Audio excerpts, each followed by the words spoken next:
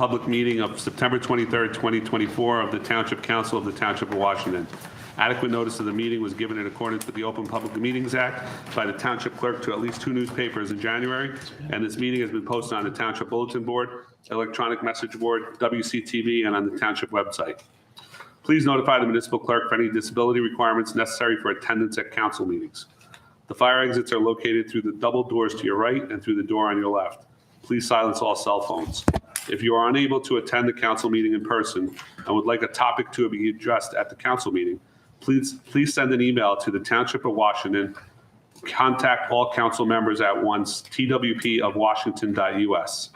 Could everyone please stand for a salute to the flag? I pledge allegiance to the flag of the United States of America and to the republic for which it stands, one nation, under God, indivisible, with liberty and justice for all. Thank you.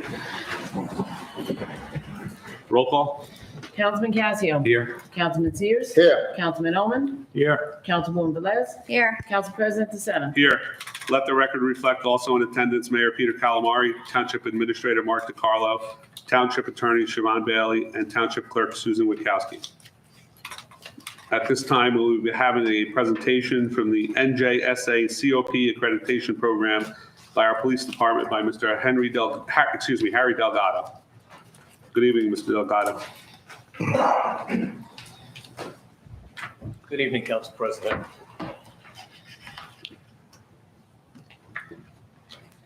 So I come here tonight to recognize the Police Department for having achieved their accreditation status. Now, to add context to what I'm about to share, out of all the agencies in the state of New Jersey, nearly 600 agencies that would be eligible to apply for accreditation, only about 54% of them have made it, and that is because the process is so rigorous. So the Town of Washington Police Department actually can count themselves as one of those within that 54% exclusive group of 54% of agencies in the state of New Jersey that made it to accreditation. So if you indulge me for 2 minutes, I'd like to share with you the significance of the achievement. So the Town of Washington Police Department has made a commitment to adhering to best practices at the state and national level in a highly regarded statewide law enforcement accreditation program. This program, administered to the New Jersey State Association of Chiefs of Police and New Jersey Law Enforcement Accreditation Commission, has helped to transparently demonstrate the professionalism and preparedness of state law enforcement agencies. It is purposefully designed to enhance professionalism and transparency in the state's public safety system. Now, during these uniquely challenging times and the threat to health and safety, encouraging police departments to follow standardized practices and policies is a potentially life-saving and cost-effective investment of time and resources. Accreditation gives the Town of Washington Police Department a preparedness plan and a verification of excellence. In fact, the accreditation process highlighted functions and processes within the organization where necessary. An approach to updating and prioritizing these processes and undertaking the task of properly managing these functions has been undertaken and will be ongoing. And I should say that typically when we come to an agency that tries this process for the first time, we find and identify issues and that we have to, at the very on-site, when we come to visit, resolve. In the case of the Township of Washington Police Department, there were none. So that indicates that they had a remarkable final on-site assessment right on site.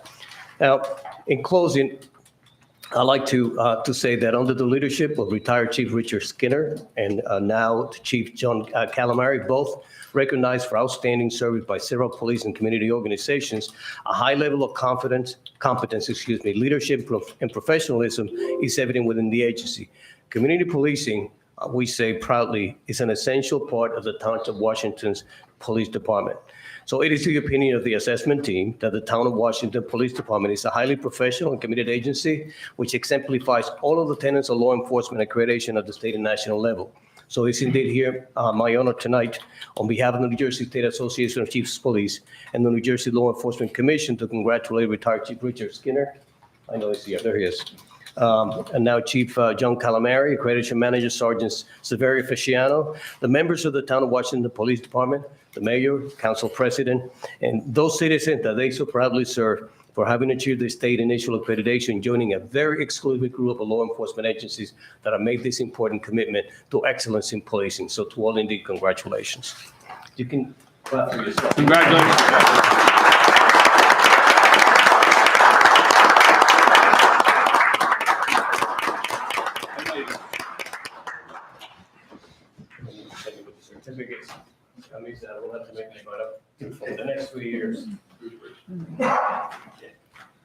Chief, you want to do it up here?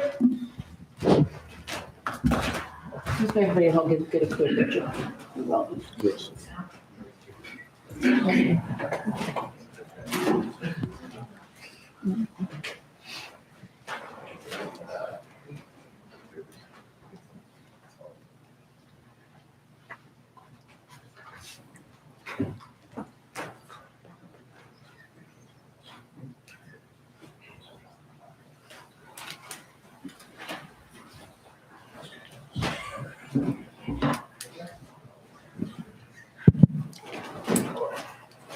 Thank you, Harry. Thank you for taking the time to be here. And I would like to recognize Harry. He runs the accreditation program. He was a tremendous asset and a resource during this entire thing. He was always available, to our accreditation manager, Sergeant Fasciano, and it's really a phenomenal program. But I would like to give a little historical context on this. 5 years ago, when Rich Skinner took over as police chief and I became captain, this was part of our initial vision, and we had some housekeeping to do first, as Harry articulated. So we had a few things we had to get in order before we took on the program and the challenge. And when we did, the time frame is generally 1 year. It took us a little over that, and because it took us over that in that time, Chief Skinner retired. But I would like he deserves the opportunity to come up and address his men in this group, because he really had the vision, the forethought. He believed in some of us, some of our abilities when even we didn't, and that's the cornerstone of a great leader. He inspired us to get here, and so I'd like to give him an opportunity to speak.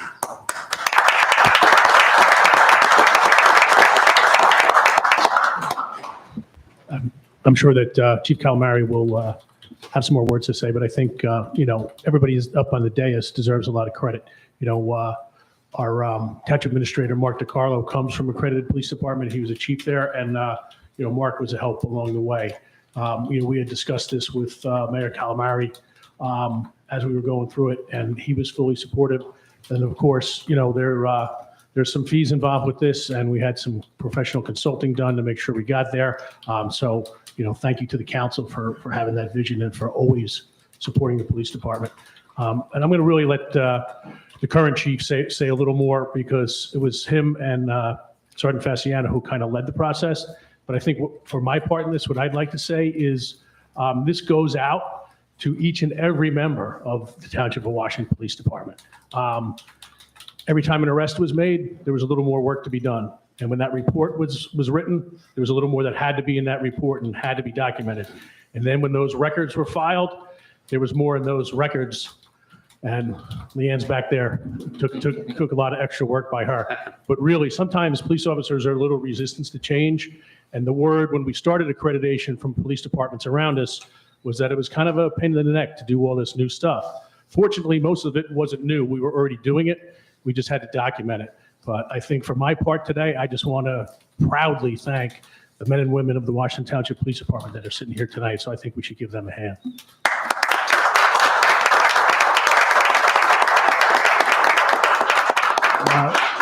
With that, I'm going to turn that back over to Chief Calamari. Thanks, Rich. Rich touched on many of the things, that I was going to say gratefully. I would also like to recognize our director, James Giblin. Comes from a law enforcement background. He was supportive of the process, and again, just a tremendous resource to take this on. What Rich said about these guys, and our female officer who's not present, a phenomenal group of people. Change is one of the most difficult things to manage, as we all know, and they truly embraced it. Here in Washington Township, everyone has a bit of a specialty, and this, I said it from the beginning, this forced us to literally take everything that we do, put it under a microscope, inspect it, examine it, see if we're doing it right, if we can do it better, are we following best practices, et cetera. And it was an amazing opportunity to do that. And every one of these guys played a role in that, because everyone plays a role in everything that we do. They have specialties, they have subspecialties, they have different areas that they're specifically trained in. They were tapped as resources to create policy and to formulate policy and everything else that we do. So they really had not just what Rich said, but a much more active role than most agencies would, especially most larger agencies. They don't get the opportunity to get everyone involved, and we truly got everyone involved because we had to, and they stepped up. So we really can't say enough great things. I want to recognize our accreditation manager, Sergeant Rio Fasciano. did a phenomenal job. His organizational skills really came in handy. We tapped the right guy for the job, and he rose to the occasion and really did terrific. So very, very proud of the job that he did. Was happy to work with him. He made it a pleasure. He made it a challenge sometimes, but he kept us on task and he kept the project moving forward and on schedule. So, I'd like to just close out with that. Like I said, terrific group of people you have here, and we're really honored that we were able to achieve this. So thank you all for your Thank you, support, Chief. your ongoing support, and I promise we'll keep it up.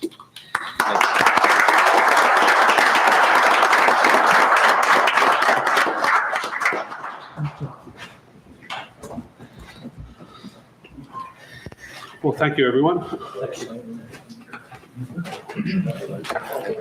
At this time, for presentations under the agenda, it says 2023 audit review. Mr. Vinci was not able to make it tonight, or anybody from his office, so Ms. Witkowski has asked that they come to the October 7th meeting, so she's verifying his availability. Under payment of bills, resolution number 24-317, authorized payment of bills August 30th, 2024 to September 19th, 2024. Do I have a motion? So moved. Second. Any discussion?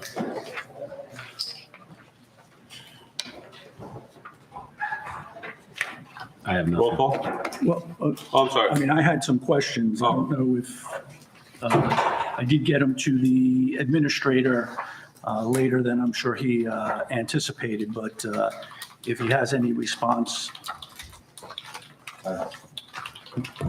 I'd like to make a general response, if you wouldn't mind handing these down to Darius, Mike. Sure.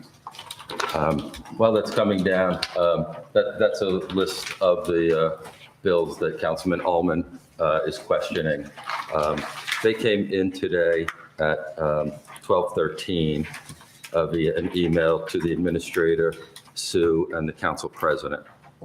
There are 40 items on there. Some of them are grouped together, so I don't want to mislead anyone. But in my opinion, when the bill list was adopted for the council to review, it was meant to answer one or two questions that came up, not 10, 15, 20. To me, a lot of these are budgetary questions that should be asked as part of the budget process. I believe that, the council approves the budget, and then it's the administration's job to execute the spending of those funds properly. One of the things on here, why are we purchasing oil for police vehicles? For $89. I understand it's all taxpayer money, but to send these questions at, after noontime today, and, the volume of them, I just think is, should be saved for the budget process, many of these questions, and not at every single council meeting. So I appreciate the council listening. So if I may, the mayor has pointed out a line, oil for Tahoe, and purchasing oil. But the second part is really a follow-up to having a pit in the new DPW building, which I inquired about last meeting, and we said that we had a shared service, so this is sent out. If we are performing repairs, either scheduled or emergency, should the building have a pit? So this is not about $89 of oil. This is about asking a question about a $3, $4, $5 million building, and do we need, a pit to service the vehicles? So you could pull that one out, you could highlight that, that's fine, if that's how you feel about it. We have a recycling contract, okay? And there is a recycling fee for August for Get a Can and for August for Atlantic Coast. I'm not familiar with Atlantic Coast. Maybe everyone else is, which is why you didn't ask. But, why do we have that fee? Is it something that we can expect regularly? Is it a component of our regular recycling? So yes, these are things that are talked about in the budget process, but there's still questions that I feel are relevant. Amoroso, these are going against 2003 accounts. So are we getting bills from Amoroso 9 months later that we're now charging to the 2003? Again, that's a question. The 20,000 that we're moving funds for ARPA, I don't know if everyone knows what ARPA is. If someone wants to share it with me from the dais, I would appreciate it. I did have a question about why we have people going for 3 nights versus 2 nights to the conference. And if we are doing that, shouldn't we be at a fiscally conservative hotel? So there were 2 questions embedded in that. The emergency service building, 1, 2, 3, 4, 5, 6, 7, 8, 9, 10, 11, 12, 13, 14 of the 40 are related to one charge. I just asked, it's a new building. We're looking to build a new DPW. Is there something that we should learn from this expense when we're thinking about what we're doing in the DPW? And the second is, the last one I would say is the Frank's Truck Center. What are we replacing here? It seems like a lot of money. What are we doing here? Is it something that we can expect on a regular basis? What vehicle is it for? So, Mayor, you're absolutely right to have, or you're absolutely entitled, I should say, to have your opinion. But, we put this ordinance in place. I believe these are legitimate questions. I don't think these are like nitpicking anything.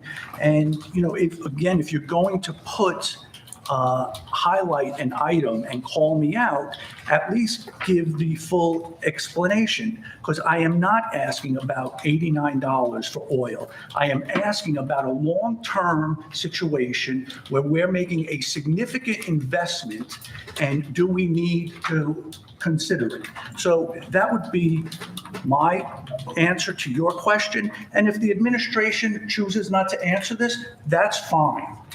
You don't have to answer it, but I'm going to continue to ask the questions. Thank you. I would just like to say, I reference the purchasing oil because that to me is a bill list question. Regarding the DPW having a pit in it, what does that have to do with the bill list? It has everything to do with the bill list. Ask to bring that up as a DPW when we're talking about the DPW. But if we don't have that discussion, if we don't ask now in the bill list when it's coming up, I did ask when we did it. I did ask in the DPW discussion, and I was told we send everything out, that there's no need, and we haven't billed for $90 for oil. So I don't know, are we buying it and we have to bring it to Paramus for the oil change? Is it like bring your own oil? Okay.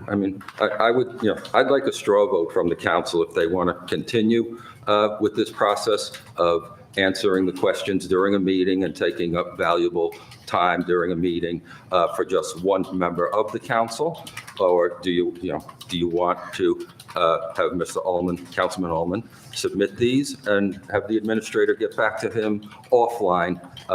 Because again, I can't see any of these holding up the bill list because the administrator, although he has a good memory, might not remember some of these. And again, the council is a body of 5. And so, if... But this is an ordinance that was put in effect by previous council. Well, it was put in as an ordinance to review. And again, Yes. in my opinion... And that's what's happening.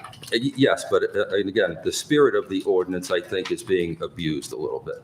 Well, But that's my opinion. Okay. And Michael, Yes, if I may, there are times that we're all going to have a question on something, and I think it's imperative that we're able to ask the administration on the dais while we're here. During a budget season is very long. We do forget things. And I think if we bring stuff up on a regular basis, it'll keep us refreshed. The other portion or part of the bill list is that technically the way the the way it's written is that bills should not be paid unless it's approved by the council. That was the origin of it. Not that we're going to review a bill. It would be approved on the dais and then you may pay the bill. We have gone the other way. That's how it. We have not. Peter, prior to. I sign all the checks and I know when they leave the building. Peter, So I want to hear what you have to refute that. Prior to your being on the council, okay? For me being on the council, that's the way the ordinance, that was the spirit of the ordinance, okay? And it has evolved over time. And I think this is a good method to address things that come up on a bill list if we have a question with a particular line item. And a lot of times I don't, but there are times I do. You know that, Mark, right? And I have no problem. I don't want to take that right away from any of us if we want to review something, okay? Now, this time, there seems to be many items that are listed, and they do fall into a particular category. But there's a time that, Daisy wants to ask about a particular thing, or Tom or me, and I don't think that's too much of an ask. That's the purpose of having a council is to ask the questions, right? And I think if you take that apart or away from the council, why are we here? Our function is very, very limited, and you want to limit it more? I don't think that's appropriate. And I think going offline is one thing, but I think, maybe the public wants to hear some of these things. And I wouldn't want, and we're all about transparency, right?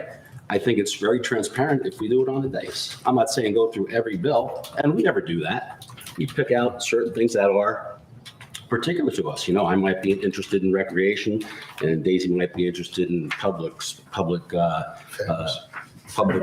events, and Tom, the fire department or whatever. So I think it behooves us to, listen, ask the questions, and you answer. It's not supposed to be confrontational. It's supposed to be, working together as a council, okay, and as an administration. And I don't see why we would take that away. And again, and I understand your feeling that, yes, Mr. Ullman submitted this late. I get it. And, it probably doesn't give you a lot of time to prepare. And I would ask maybe Mr. Ullman to get it in a little earlier. But we all do that. We're all very busy. And sometimes we look at the packet late and then we have those questions. So again, I think this is not a bad thing to do, to ask questions and get some answers. And most of the times the answers are, your answers to the council are well received. And there's no confrontation, but there are questions that we do have, Peter. So that's all I'm going to say. I would just like to ask respectfully, what bills are you aware of that are going out before the bill list gets approved? I'm saying in the past, that's happened. Not in the recent past. No, he I didn't said say in the before- recent he said past. I before said you were on prior to your tenure, Oh, my okay. tenure, He said it prior has to your happened. tenure. And that's why Okay. we changed it, Sorry. okay? Okay. But it hasn't done that, in the recent Oh, okay. recent past. I didn't realize how distant you were talking, so, okay, thank Well, you for we're talking clarifying. at least, 6, 7 years, Yeah, okay, easy. thank you. So, Okay. Roll call? Well, I think Mark would like to answer some, if not all of them, based on I'm prepared to council's. answer. I'm prepared to answer all of them. Okay. The first one, if you notice in the first left-hand column, is a 23 purchase order. So the service was rendered and encumbered in 2023 as part of our organization and cleaning up and reconciling our open 23 POs. It was discovered that we were missing an invoice for both jobs. Sometimes our vendors are not the best at following through with an invoice. These mechanisms help us catch this. In this particular case, there was, some health-related concerns with some office staff at this particular vendor. So that's why it is getting reconciled this evening. Township of Washington moved funds to cap improvement, that's ARPA. So during our audit exit interview, it was discovered that there was $7,108.51 of unused ARPA money, that's American Rescue Plan Act, that was not used in the budget in 2022. It was in a budget line, our 22 budget line. It was called ARPA, ARPA. stormwater improvements. I did not have anything to do with that. However, we did utilize some of that. I should say it had nothing to do with the budget process for 2022. I don't know why it was originally included in the budget for 2022, but there was $7,100 that was unused. In 2023, council approved us funding a capital, I'm sorry, I'm just looking for the name here. It was ARPA, but I think it was for acquisition, here it is, general acquisition of equipment and program. And it was not, neither one of these lines were funded with taxpayer funds. It was all funded with the ARPA money that was given to us from federal dollars. In 2023, it was called General Acquisition of Equipment and Program. If the council members remember, that's how we bought the boat for the fire department. We bought some light towers for OEM and a couple other things, as well as going to pay for our first year of Prime Point, our new payroll.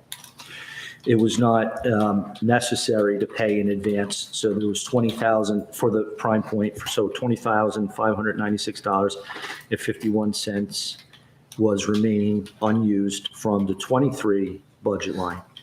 The significance here is over the years of ARPA being distributed to municipalities or governments, there was strict guidelines as to what you could use the money for. Those guidelines and restrictions were lifted, and it was made a lot broader for what you could purchase, therefore the boat, the light towers, the Prime Point. The money has to be used by the end of 24, so we can't put it into surplus. So the money from 2022, we created a general ledger account. The initial thought was to utilize the leftover 23 money that you see here tonight, that $19,738.21. However, we cannot utilize 23 budget money for 24 expenses. If a bill came in from 23, I could use it. So in consulting with our accountants and our financial advisors, the only way we could get this into the means of utilizing it this year was to write ourselves to create a purchase order to essentially pay the Township of Washington from that account line that you see there, that charge account. So the money will essentially be transferred if approved this evening for a total of that $19,738.21 and the $7,108 and change that I mentioned a few minutes earlier. That money has to be used by the end of this year. And again, it's not taxpayer money. It was all ARPA money. This money, 10,000 of that will be used to pay for our joining the COA. Litigation. Yeah, litigation. The other $5,800 is going to be how we pay for the shared service. Of the ambulance. Yeah, with the ambulance. So right there is $15,800. I've told you in an email, we're anticipating some funds being needed for those two litigations. So it's giving us a little bit of buffer. So that's the explanation of where that money came from and what we're doing with it tonight. So again, it'll be transferred from that 23 account to that general ledger account where we can then create purchase orders off of that line number. There were several questions regarding the 3-night stay for certain township employees attending the League of Municipalities Conference in Atlantic City. It is a 3-day, 2-night conference. However, it's Tuesday, Wednesday, and Thursday. However, going there Monday night does afford us the opportunity to begin informal networking with our professionals, consultants, and our fellow employees of, from other departments, agencies, governments. The members that are staying the third night did take into consideration the cost, and we are at one of the least expensive hotels for those 3 nights. One of Councilman Ullman's questions, should we have a max reimbursement and have individuals pay difference? I imagine that's something for council to discuss next year when when discussing budget. However, just so everyone knows, this is an appropriate use from our our dues, meetings, and conferences lines. It was appropriately budgeted for. It's not over encumbering anything from us staying the third night. The Air Center Inc. charge for the ESP building maintenance, that is the compressor unit that's over there. It's a rather significant piece of equipment that needs to be maintained and inspected every year. That's why you see, 9 or 10 lines of charges for that piece of equipment. With recycling. Mr. Yeah. DePaolo, sorry. Yeah. So that is an anticipated charge that we will have for the employee services building going forward. I believe so. Of similar magnitude. I Because the confirm same with the- things are probably going to Yes. get maintained. PM, preventive maintenance on it will cost us this much yearly. Yes, I did talk to the fire chief today to confirm what I thought it was for. And I did ask him if we think it's going to be a yearly charge. We only got it last year. So I'm not sure if it's going to be an every year inspection or every other year inspection, but I'll have to check into it. But But this is something we Safe should to budget assume. for ESB Yeah. for future Yes. as well. Thank you. yes, no problem. So with our curbside pickup, as you know, GATA was awarded the bid for curbside recycling pickup. Right, so 2 trucks come into the town. One picks up the fiber, one picks up the aluminum, the glass, the cans, so forth. That costs $13,000 a month. That's by contract. Will never be up. I'm sorry, this year it will never be below or higher than $13,000. Again, sometimes office staff sends us invoices at different intervals. Sometimes it's the same, sometimes it comes in late. That's why you see August and September. Atlantic Coast Recycling is where GATA dumps the recycling. So GATA is just pickup. Atlantic Coastal is where they take possession of the recyclables. It's actually significantly less than last year. They have a new plant that's in Patterson, I think, or somewhere off the outskirts of Patterson. So there's a benefit to the value in some of that recycling. That's why it's less. So that 751 is actually really good. It used to be more last year. The oil for toppers, I honestly can't tell you why we purchased the oil. Went through that. Frank's Truck Center. This is a 2006 garbage truck. It was brought to Frank's because the engine was rebuilt several years ago, and there was hopes that whatever was wrong with it, we didn't know, was going to be fixed under the warranty. There were some items that were fixable under the warranty, and as you can see, there was a slew of stuff that wasn't. It is a 2006, vehicle. I'm hoping that it's not going to be on a continuous basis, but as you know, these trucks are running every day, all day, pretty much every week of the year, whether it's brush or, debris week or leaves or whatnot, they're always running. We talked about Caesar's Hotel and then Omarosa Tree Service. If you remember during budget season, the green team under recycling, we were going to request $12,000 as we have done in years past. However, we were able to supplement that $12,000 request with a $3,000 Green Communities grant.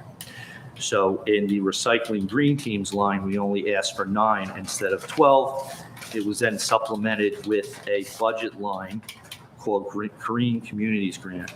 The reason that grant is in the current fund as opposed to it being a grant number with a G is because it was an unappropriated grant, meaning that the money had never gone through the budget cycle.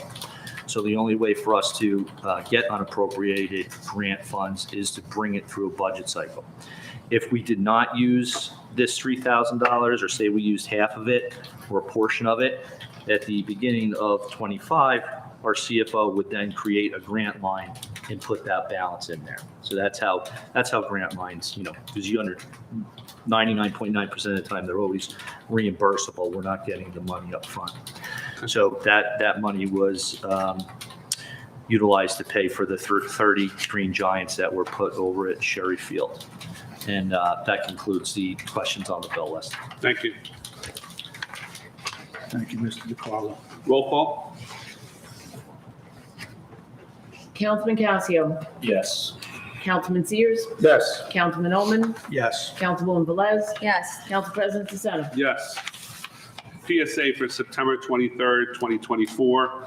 PSE&G is replacing existing electrical and gas meters with new smart meters throughout the township as required by the BPU. Please be sure to respond to any letters requesting meter replacement. If you do not reply, your service is in jeopardy of being shut off. Please visit our website for further information. Important election dates. September 21st, mailing of vote-by-mail ballots begins. October 15th is the voter registration deadline. October 26th through November 3rd is the early voting period. October 29th is the deadline to apply for a mail-in ballot by mail. November 4th, 3 p.m., deadline for in-person mail-in ballot applications. November 5th is the general election. Polls are open from 6 a.m. to 8 p.m. The Town Hall elevator modernization is expected to begin as early as September 25th and hopefully will be completed by November 4th. Township employees are prepared to assist residents that are unable to utilize stairs. We encourage the use of the exterior drop box for paying of taxes as well as other correspondence.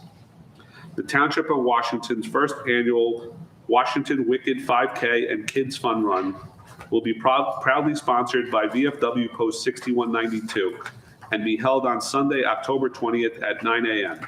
Fun starts at Gardner Field. Please visit our website for registration info. The Board of Elections is happy to announce they have joined with the New York Giants to conduct an event at MetLife Stadium to recruit poll workers, voter registrations, and mail-in ballot requests. The event will be held tomorrow, Tuesday, September 24th, 2024 at Giant Stadium, Lot G. There will be giveaways, meet and greets, and light refreshments.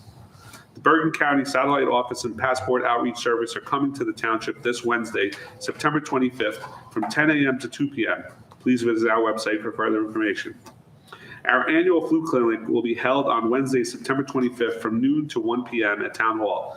Pre-registration is required. Please visit our website for further details. The Kiwanis Club is a global organization of volunteers dedicated to improving the world one child and one community at a time. The Kiwanis Club of the Pascack Valley Forum for the Township and Westwood meet on second Wednesday of each month, 6:30 p.m. at the Westwood Community Center. If anyone would like more information, please contact Ralph Cardulli at 516-581-8319 or pascackvalleykiwanis@gmail.com. Our next council meeting will be held on Monday, October 7th, 10/7. Thank you, everyone.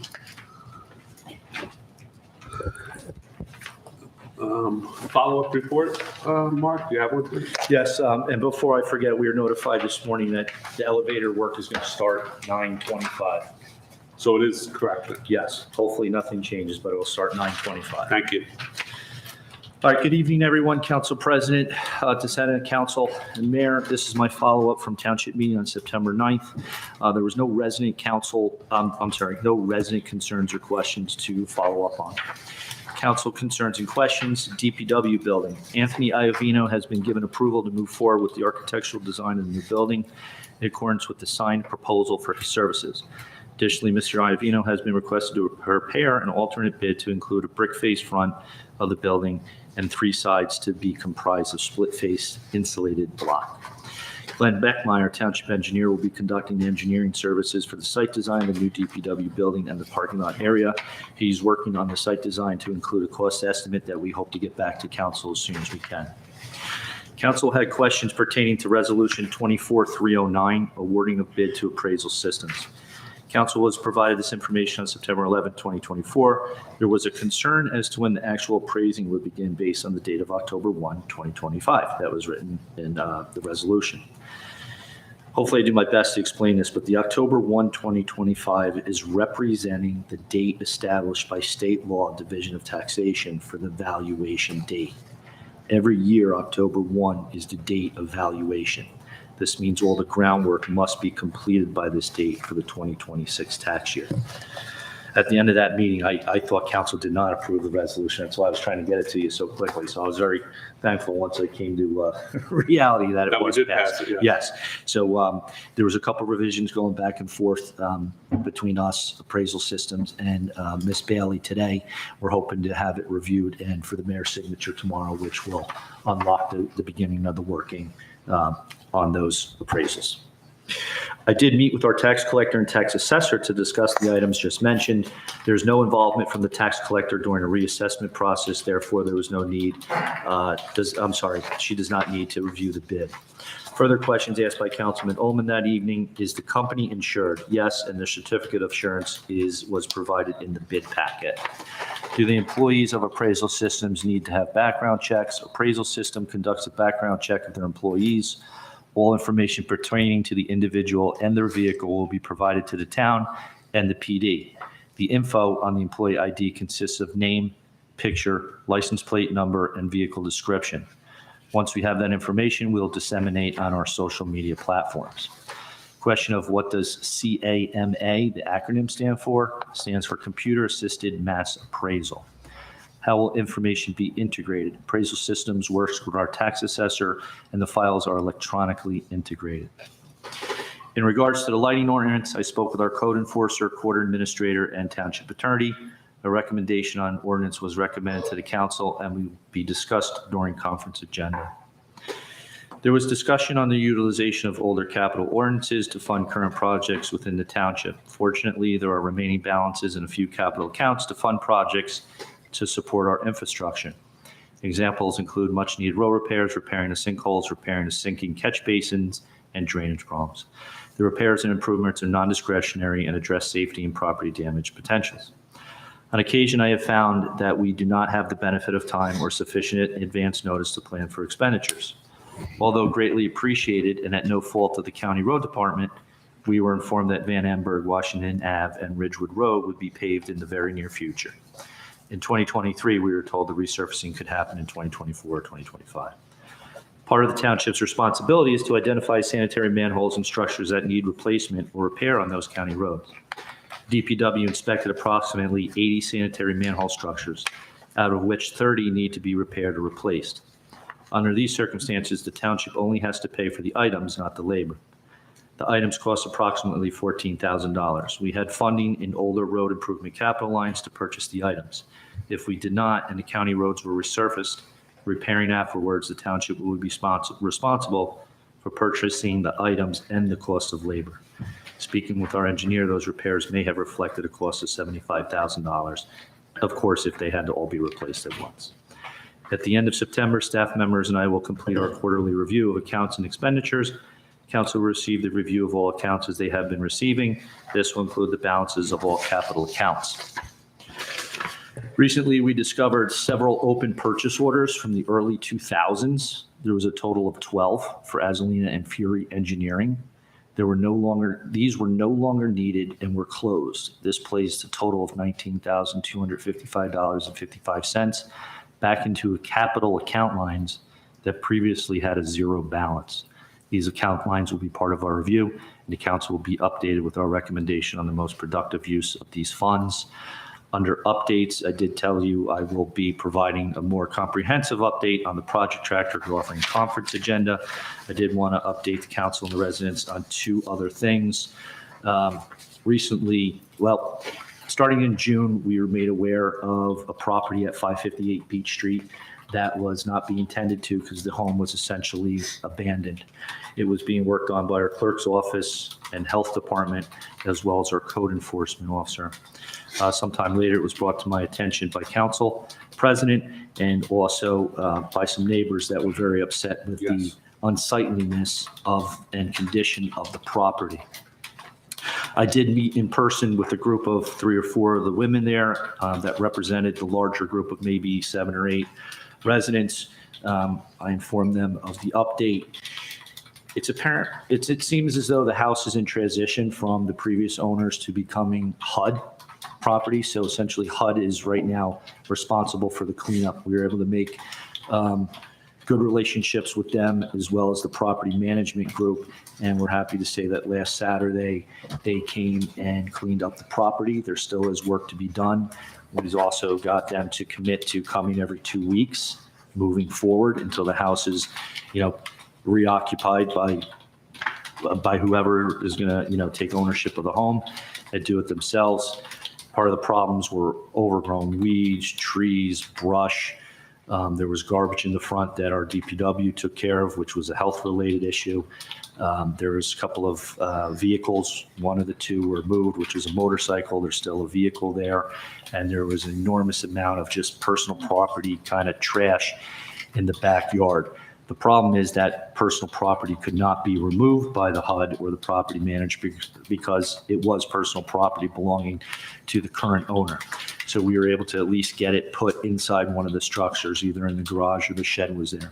So they did tell me that they're coming back to finish cleaning up. I went there today. It looks good. It looks great, Mr. DeCarlo. Thank you and Cornelia for all your hard work. And Mr. Sedekase as well, yes, and, it would- and and Dino, Dino, whoever, yes. because it looks incredible today. Thank you Yes, so much. Dino committed to stopping there last Saturday while the cleanup crew was there to make sure it was going well. No, you And, did a great job. Thank you Yes, for the so I know start. they're happy, but they would like to see even better improvement, so that's good. And then as far as the paving on Van Amberg in Washington, as far as Van Amberg last week, not that apology is needed to go out to the community, but there was a little bit of miscommunication as to how the information went out. A lot of residents thought that the resurfacing was going to take place last week, where it was actually just several days of trench work and repiping in preparation of the resurfacing that is going to begin this week and next week.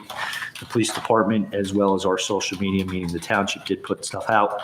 But why I have it, if I could steal some of your thunder, of a PSA. Tuesday, September 24th, Washington Avenue is scheduled to be closed from Pascack Road to Van Amberg Avenue. Crews will be milling and paving. On Wednesday, Washington Avenue is scheduled to be closed from Pascack Road to Van Amberg Avenue again, with crews milling and paving. One side will be the west side, the next day will be the east side. On Thursday, Washington Avenue is scheduled to be closed from Van Amberg Avenue to Waramus Road in Hohokus. There'll be milling and paving. And then Friday, East Glen Avenue is scheduled to be closed from Ridgewood Road to the Ridgewood border. Next week, I don't have the specifics as in, what determinations of lengths on these roads.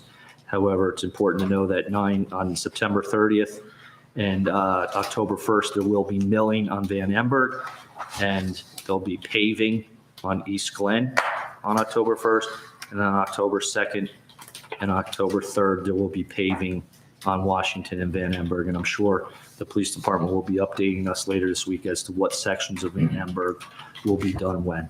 And thank you, Council President. That concludes my update. Thank you, Mr. DeCarlo. I have one question with Washington Avenue and repaving. How are they going to, and you probably know as a law enforcement agent, how are they going to deal with the ramps going on and off the parkway? What's the plan? So when tomorrow when they're doing westbound, they're going to only allow right turns only on the Washington Avenue. Okay. And they'll have it blocked off with an officer assigned there. And then the following day, when they're doing eastbound, they're only going to be allowing left-hand turns onto Washington Avenue. Okay. So there'll be traffic control devices as well as a police officer. Okay. Thank you. You're welcome. May I have a follow-up? Yes. Just about the background checks. So I appreciate that appraisal does a background check. I mean, I don't know what they're checking. For a resident to take full advantage of the appraisal or reassessment, I believe it's required that an individual enter their house to do an inspection. They count the rooms, they make sure that, the cards are the same. Although we haven't done it in quite some time, a property that I assist with recently had it done. And I guess, if you don't allow the person in, you potentially are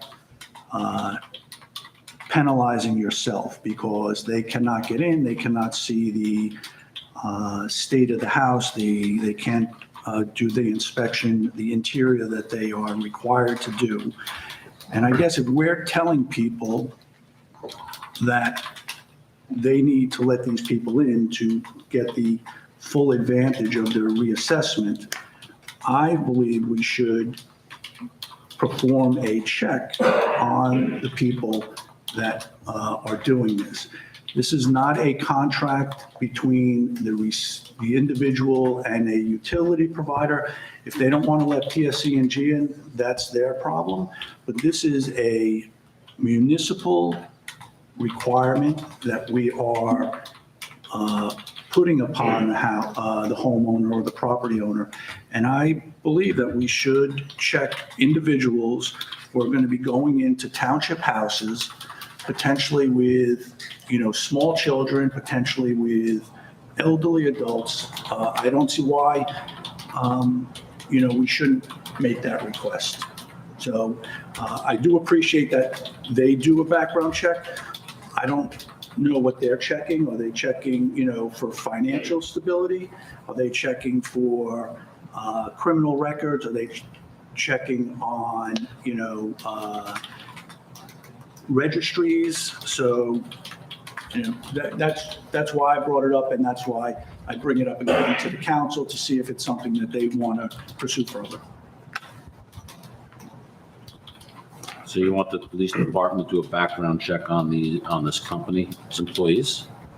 On the employees who are going to be knocking door to door and doing an interior inspection. Mr. Ullman, just hold on a second. Mr. DeCarlo, I believe you are the caretaker of records for all background checks conducted by Township of Washington for volunteers, or is it the police chief? I know it was you or the police chief at one point. I know Mr. Tova and the police chief used to go back and forth, but. It's most likely the police department, Okay. but as you see with them being accredited, there's going to have to be policy, so I can certainly speak with the chief of police. But I'm just saying, can we just ask appraisal systems?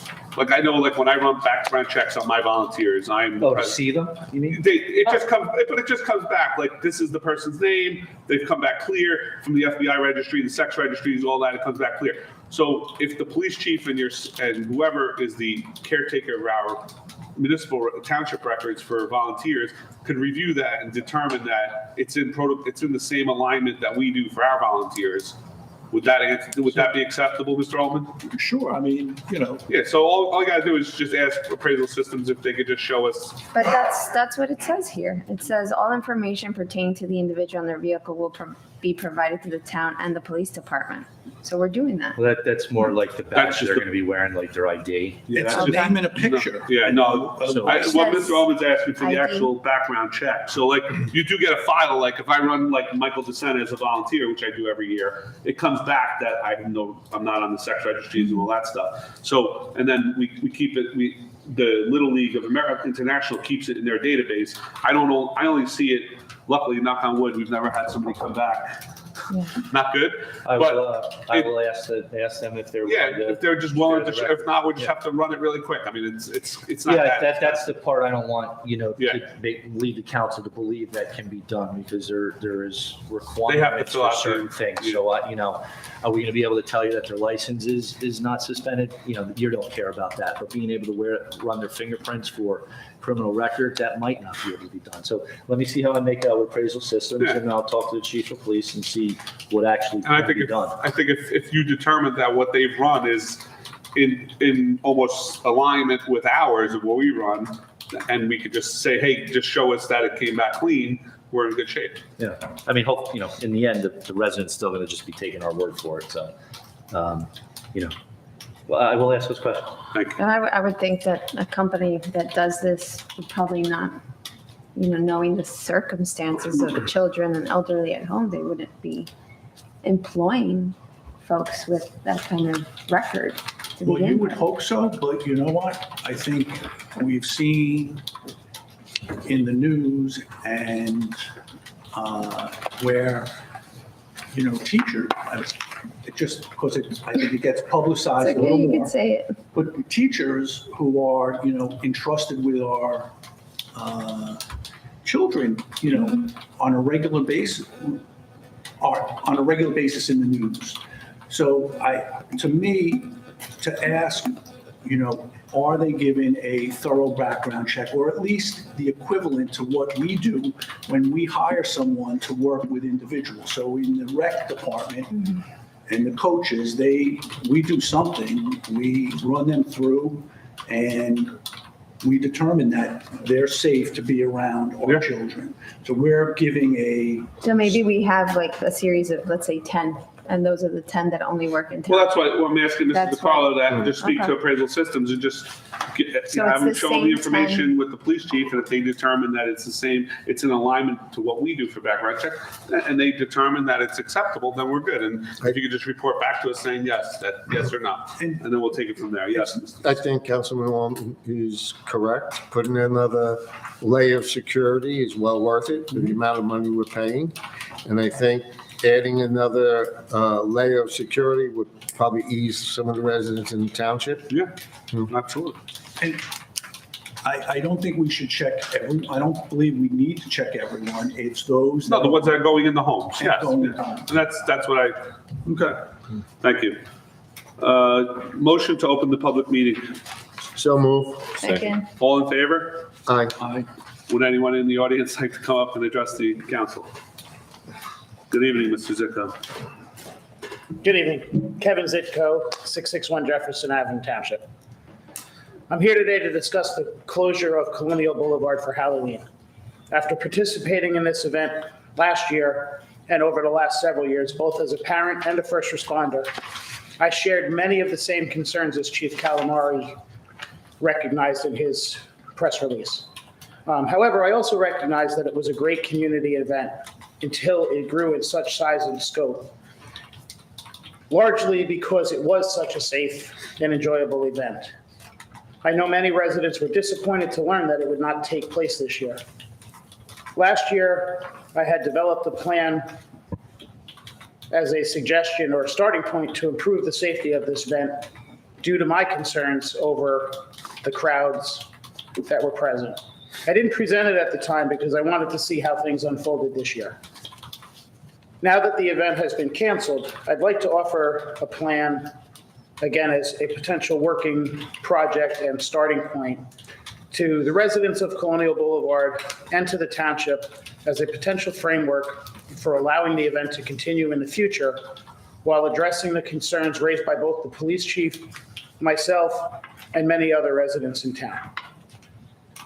I would be further happy to share these ideas at a later date with anyone interested in collaborating with myself and potentially taking a lead to potentially revive this event as a safe and enjoyable community tradition as it was originally intended, as opposed to kind of what it grew into. I did email everybody. I hope everybody did get. I was going to say, is your plan what you emailed us a few? My plan is what I emailed. Thank you. And again, it's a starting point. I am involved heavily in emergency services for the last 30-something years, not only in this town, but in others as well. And I see myself as kind of a puzzle solver. So things like this, when I see the inherent good and the good-natured intentions of it, I really like to find a way that maybe could work to allow it. So I appreciate your plan, Mr. Zicko. I think your plan in a very summed up way is to close Colonial off, right, and have check-in points at Colonial, right? Partially, but there's a lot more involved to it. Well, I'm saying, and then handing out tickets to residents. Correct, and obviously not for this year. And I But would I'm like saying, to but the get. plan is to block it off so the public couldn't. And I think that I've asked Ms. Bailey for some legal advice if we can close a public road to the public, and have it ticketed. Like, I know you were saying, like, have a pass to say, hey, I live in Washington Township, I get in. I don't have one, I don't get in, right? That's pretty much your idea, right?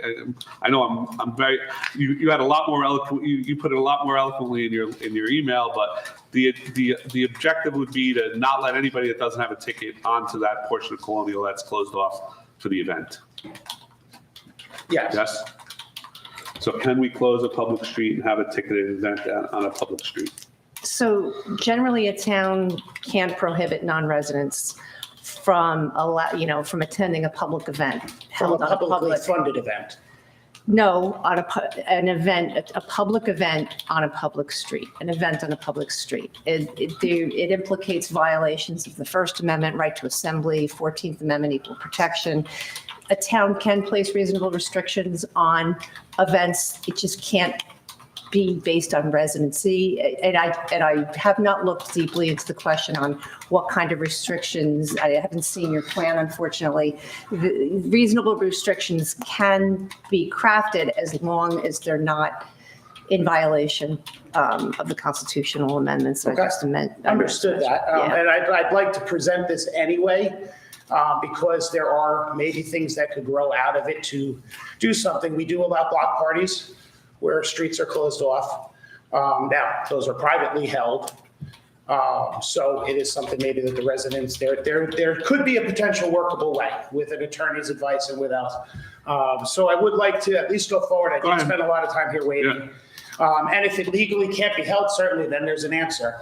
But I do think I tried, and the biggest part was, and ironically, I had done this before he came out with his press release, Chief Calamari, and shared many, if not all of the same concerns that I had had last year when I had attended the event. So the goal of this was to allow this event to continue, reduce the number of out-of-towners to a manageable size, promote the family atmosphere of the Township of Washington, and continue what was a safe and fun event enjoyed by many. So the initial plan was to have ticketed entry points at Colonial and Kenneth and Colonial and Eaton, tickets sold prior to the event to Township residents with no limit on tickets per family child who were residents, and 4 additional tickets per family for out-of-town guests. I gave suggested prices. That doesn't really come into play right now. Ticket holders would get either a printed entry ticket or a specifically colored trick-or-treat bag. Again, a work in progress to figure out how to make something work and allow a very good event to continue without risking the safety of our residents, while promoting safety of our trick-or-treaters. 2 to 3 volunteers at each gate, which would likely be Colonial Boulevard residents, with police at each entry gate, and concrete barriers or water barriers preferred where possible closure type to be at the discretion of OEM. Hard closure to vehicular and pedestrian traffic along the length of Colonial, both sides, from Eaton to Kenneth. I'm trying to summarize it a little to speed up for you. One side of the street parking on adjacent streets, with the most closest adjacent streets to be 0 parking, and see if the high school would provide availability for parking as well. The residents on the block would coordinate candy donations, specific hours, 2 hours, which again could be adjusted based off of conversations with OEM. Residents would be responsible for cleanup of their own property. Residents would request DPW for street cleaning, possibly with a street sweeper. Garbage receptacles to be placed about every 500 feet or at each fire hydrant, with pickup by the DPW the following day.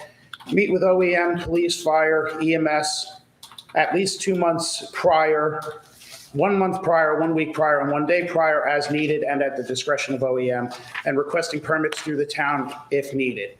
And for the financials, and this is where it becomes more of a private event as a public event, residents wishing to continue this tradition would set up a nonprofit organization, work with the town to determine police salary, DPW salary to be paid for through the event, as opposed to the town fronting those costs. Donation of any extra to fire and EMS for standby services, and for candy purchases, any remaining profit to donate to a local charity at the discretion of the trick-or-treating committee, and to set up a committee and a board of trustees. And then there were some other ideas to kind of start ahead of time, but at this point, I guess it would be more to see at this point if there's a legal way to allow this to do so, and kind of start from there. And, you know, if we come up with a committee, if there's no way to do it, there's no way to do it. But if we do come up with a committee, I'd be certainly happy to serve on that. Thank you, Mr. Zucco. Thank you. May I make a comment? Sure, Mr. Les. So Mr. Zitko, this looks like you put a lot of time into it, and I think you would be a fantastic volunteer on the Public Affairs Committee. Because this is the kind of work that needs to get done. And I'll tell you, when I read your the information you presented over email.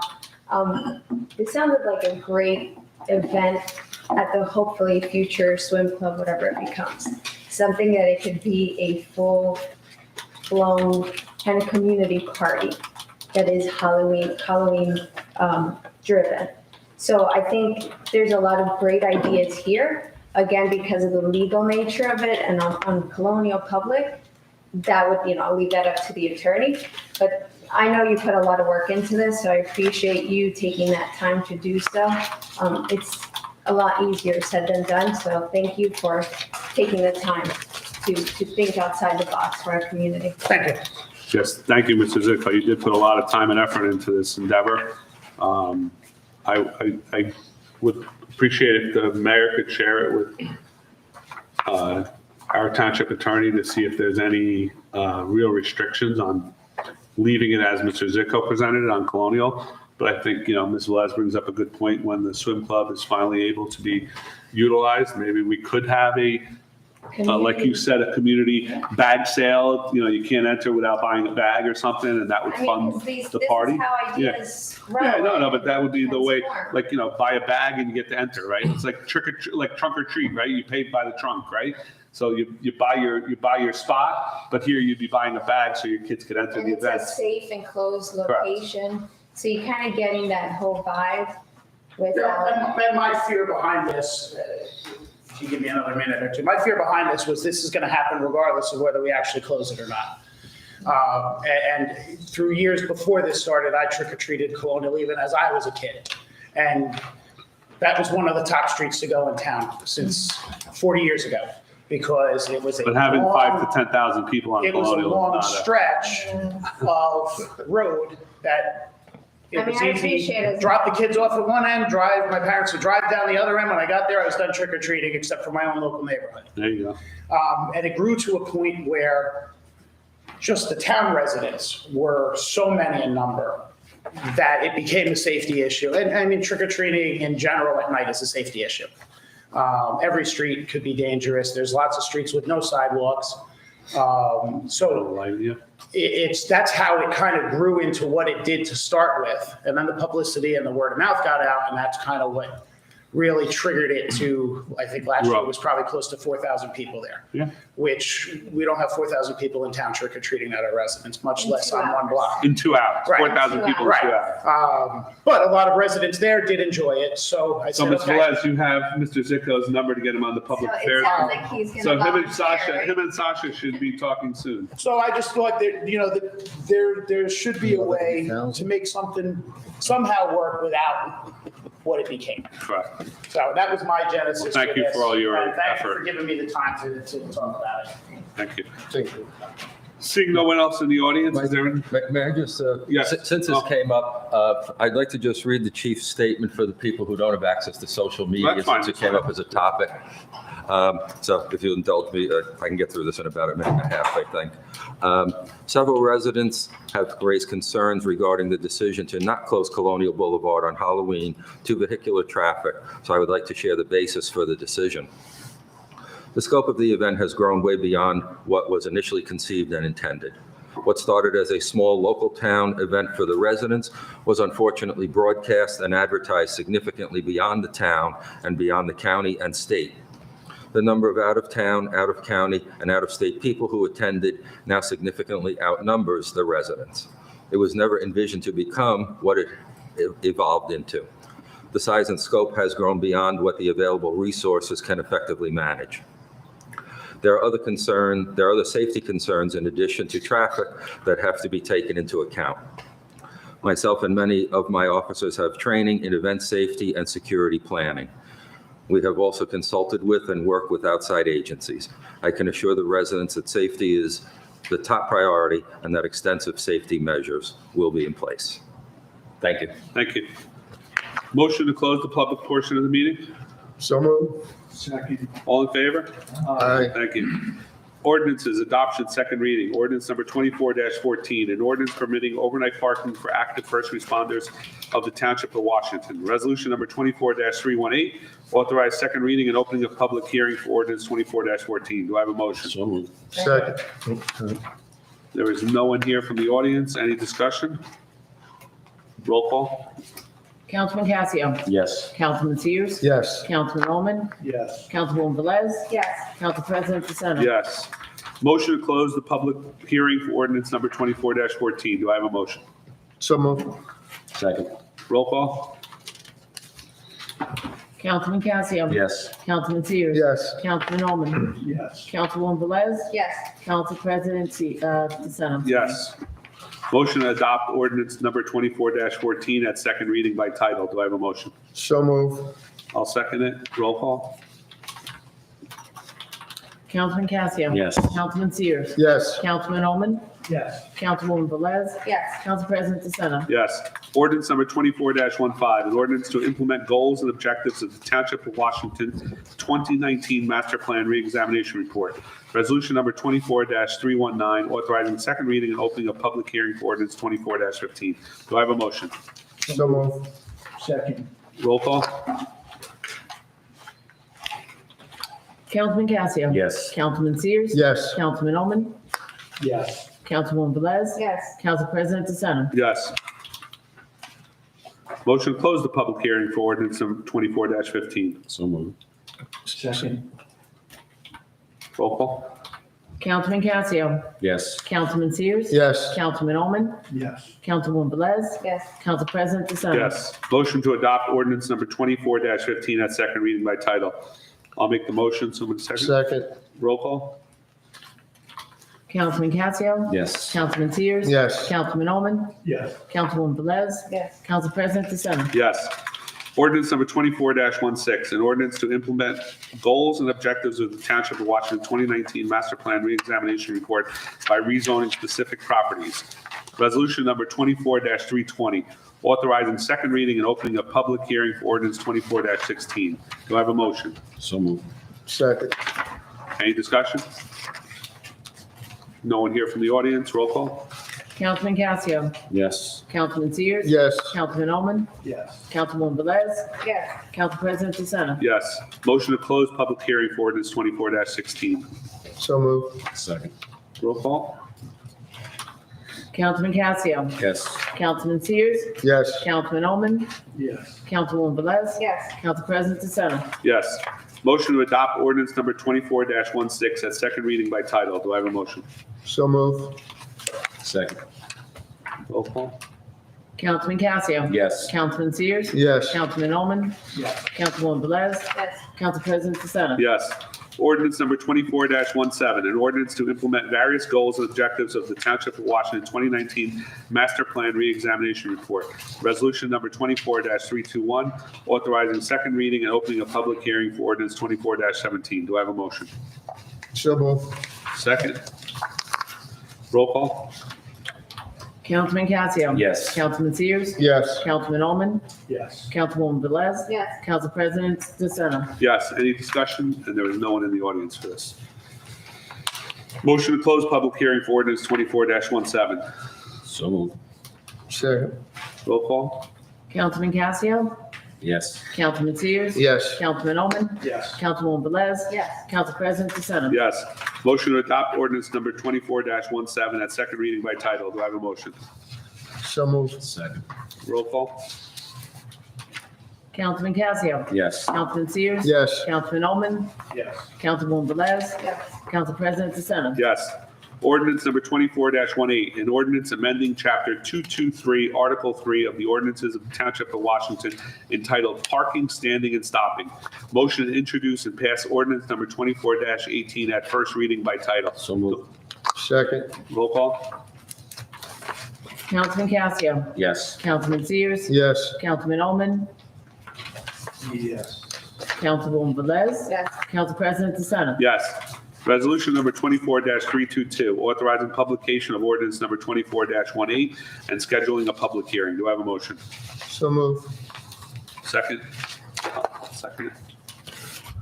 Roll call? Councilman Casio. Yes. Councilman Sears. Yes. Councilman Ullman.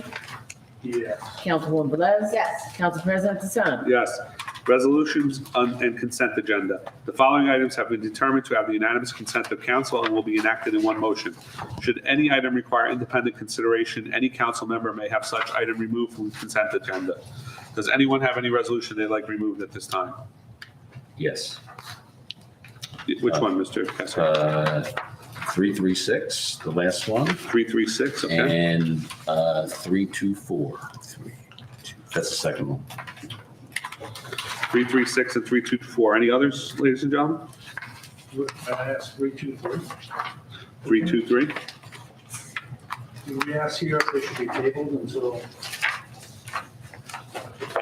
the order presents? Well, the certification has to be done tonight, right, Ms. Witkowski? The certification has to be So done, the but the 323 has to be done tonight by statute. 324 can be tabled. I was going to ask that to be tabled until the order that comes for the next one.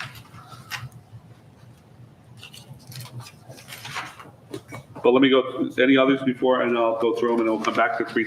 So I'm going to table I'm going to do them separately, 323, 324, and 336. Is that correct? you want 333 in there? 323, 324, Okay. and 336 is what I was told. Okay. Any others I'm asking? Okay. Resolution number 24-325, authorize release of remaining escrow balance, block 430103, lot 11, in the amount not to exceed $1,115.50. Resolution number 24-326, authorize release of performance guarantee for block 2201, lot 4, in the amount not to exceed $5,400.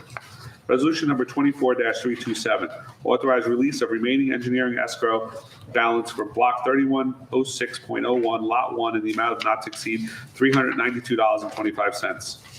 Resolution number 24-328, authorize release of remaining balance of performance guarantee for block 4506, lot 54, in the amount not to exceed $207.75. Resolution number 24-329, authorize release of remaining engineering escrow balance for block 3305, lot 72, in the amount not to exceed $1,321.09.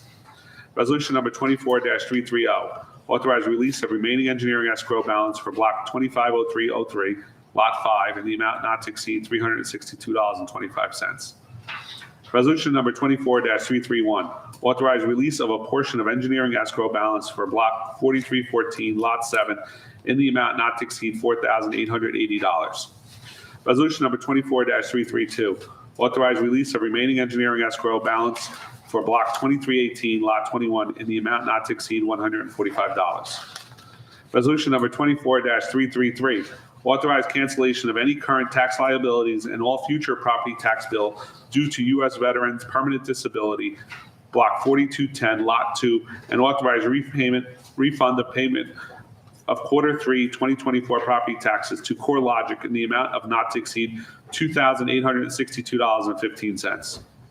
Resolution number 24-334, authorize refund of overpayment of Q3 2024 property taxes, block 3301, lot 8, to CoreLogic in the amount of not to exceed $3,115.38. Resolution number 24-335, authorize the mayor to execute the joint defense agreement for COA. Do I have a motion to, So moved. Second. roll call? Councilman Casio, Yes. Councilman Sears, Yes. Councilman Ullman, Yes. Councilwoman Velez, Yes. Council President DeSena. Yes. Motion to approve consent, resolution number 24-323, governing body certification of the 2023 annual audit. God bless you. God bless you. Mr. Houston. Nice one. Do I have a motion for 323? To discuss? Yeah, Yeah, I'll motion, make a motion to discuss. Second. discussion on 323? So this is for the certification of the 2023 corrective annual No. audit? No. Oh, let's see what it. Yeah, The this is for certification of the audit. We're doing 323. Yeah. And it was asked to be polled, so we have questions. I know Mr. Vinci won't be here until next meeting, but But you have to, don't you have We to have pass to the certify. resolution because We it have to has to be certify certified tonight, tonight? yes, correct. So I wish Mr. Vinci was here to maybe highlight some things that I think we had questions on, but he's not here, so I'm going to vote yes for it because it has to be done. Okay. Any other discussion? You don't have a No, I choice. just wanted to vote separately. Roll call? Councilman Casio, Yes. Councilman Sears, Yes. Councilman Ullman, No. Councilwoman Velez, Yes. Council President DeSena. No. Resolution number 24-324, approval of corrective action plan for 2023 audit. I'm asking that to be tabled until the next meeting when Mr. Vinci is here. Thank you. Can we take a quick vote, or would we do a motion? Make a motion to table 24-324. I'll second that. Roll call?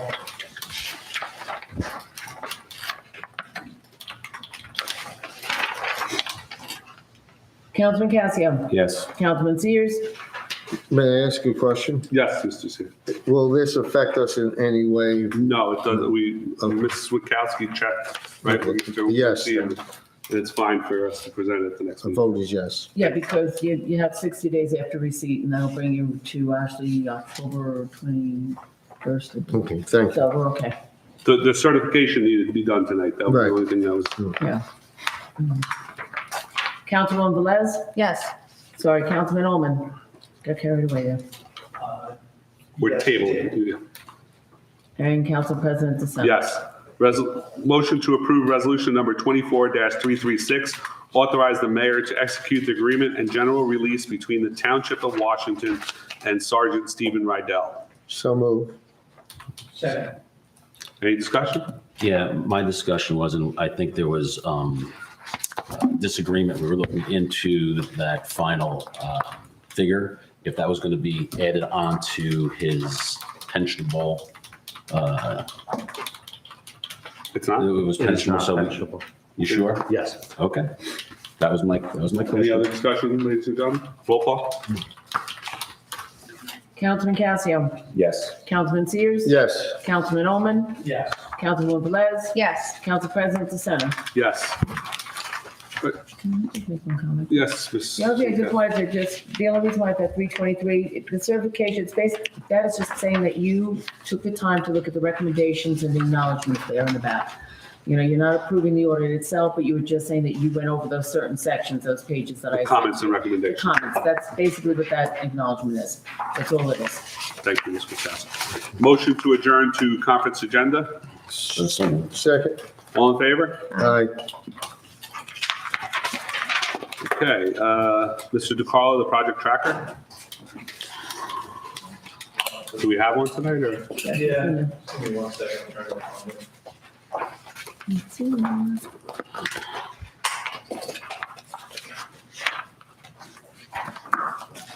Yeah, but Mark,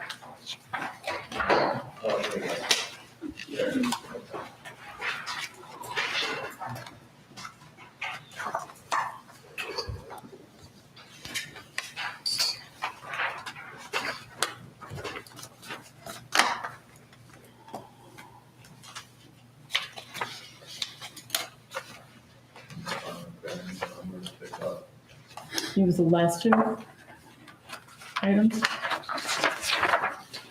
If I'm not mistaken. Starts with the difference card, right, Mr.? Yeah, but I feel like this one is out, so it is as of 9/17. Okay, so Swim Club, Oswald Engineering is still conducting the hazardous material investigation in the building.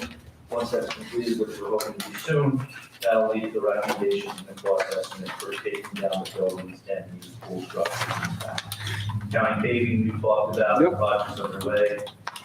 Township provided manhole equipment repairs being made by the contractor.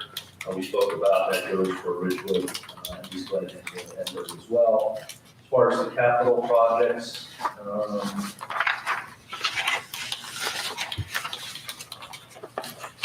the infield rehab on the set of ball fields at all four parks, project's underway. We're hoping to complete Sherry Field, if it wasn't completed today or tomorrow, that will lead to the apron being done by the E&L. And just at the beginning of Sherry Field there, town elevator we discussed for 925. The submitted grant was for Calvin Street for next year. I'm sorry,